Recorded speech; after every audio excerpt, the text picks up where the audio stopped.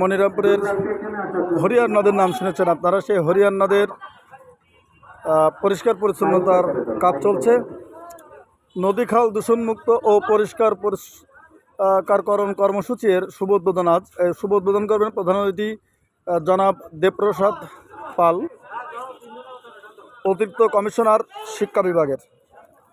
পরিচালনার জন্য আমি ধন্যবাদ জানাচ্ছি উপজেলা প্রশাসনকে।